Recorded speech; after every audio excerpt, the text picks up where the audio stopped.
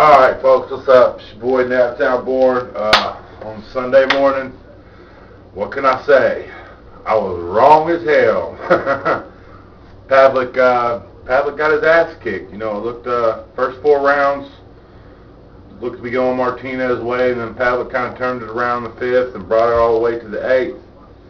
But then in the 9th round, man, he got split again and just fell the fuck apart. Can't blame him, man. He was bleeding an awful lot. But one thing I'm not interested in is seeing the rematch. I know Pavlik has that rematch clause in his contract, but after that pretty weak performance, I gotta say I'm on the Sergio Martinez train now. I'm on that bandwagon. He's a damn good boxer, and he made Pavlik look silly, just like most of y'all thought he would. So, you know, that's that. To all Martinez fans, right on, man. You guys got me on this one. I don't know who else Martinez, you know, can fight that would be popular, except maybe a Paul Williams rematch. Now that I'm far more interested in than Kelly Pavlik Martinez rematch. Doesn't look like it'll go any different for Pavlik the second time around. He got split on both of his eyes, and just even when he was starting to do good, he just couldn't keep it up. And from the corner, since like the second round, he looked like he was just giving up. That's pretty weak, man. I had a lot of respect for Pavlik till I was listening to him in the corner, man. He just sounded like he was wanting to quit from early on in the fight. I couldn't believe it, man. So NaptownBorn got another one wrong.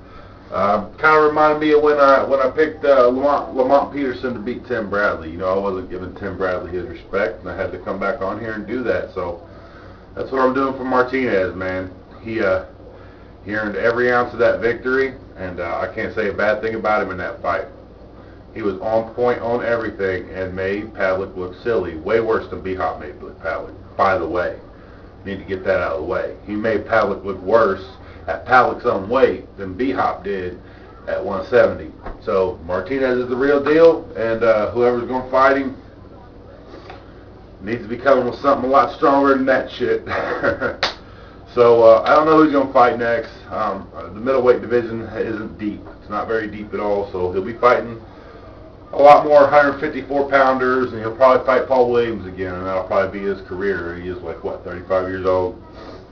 So I don't expect he's got too much longer in the sport, but another four good years at least, and I bet he'll win most of them, you know, unless the Paul Williams rematch. But another thing that gives a whole new perspective to Paul Williams for me. Before, I was just thinking about him as, you know, just kind of like a sideshow in the big boxing world. You know, he was feared, he was dangerous, but he wasn't as good as everybody was saying he was. But the way he fought Martinez and how he skimmed that victory, and then I watched this Pavlik fight, and I'm like, man, Williams is a bad motherfucker too. So, you know, it's just kind of, yeah, like I said, from rounds 4, Pavlik started turning it on. And then rounds 5, 6, 7, and 8, I had him winning. I thought he was going to win the fight. I was like, yeah, my prediction's looking good. First 5 rounds is going to look good for Martinez, and Pavlik was going to turn it on. And then he just got split, and I know that cuts bother people, but that's not his excuse, because he just completely stopped fighting back. Just completely stopped fighting back. Okay? This wasn't like Kessler versus Ward, where I came back on here and was like, I really don't think Kessler showed up. I really don't think this was the real Kessler and all that. I got a lot of flack for it, but that's okay. This is different. Pavlik looked from round 1 through 9 like Pavlik. He didn't look any different than I expected him to look. We just got to see his weak heart here. He doesn't have the heart to finish against tough competition. He looked baffled against Hopkins, and then when he didn't look baffled against Martinez and was starting to win rounds, it's like he just gave up when he got hit, and he got discouraged real easy, and that just goes to show that he doesn't have the heart that I thought he did. Pavlik's not the fighter I thought he was, and Martinez is way better than I thought he was. So all respect to Martinez.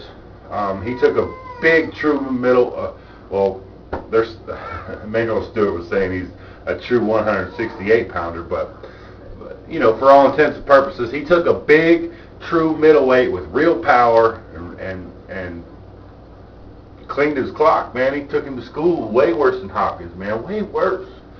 I mean, he was throwing combinations at will on Pavlik, so the speed difference was just amazing, and it stayed there the whole fight. I thought it would slow. I thought Martinez would slow down, but he really, he finished really, really fucking strong.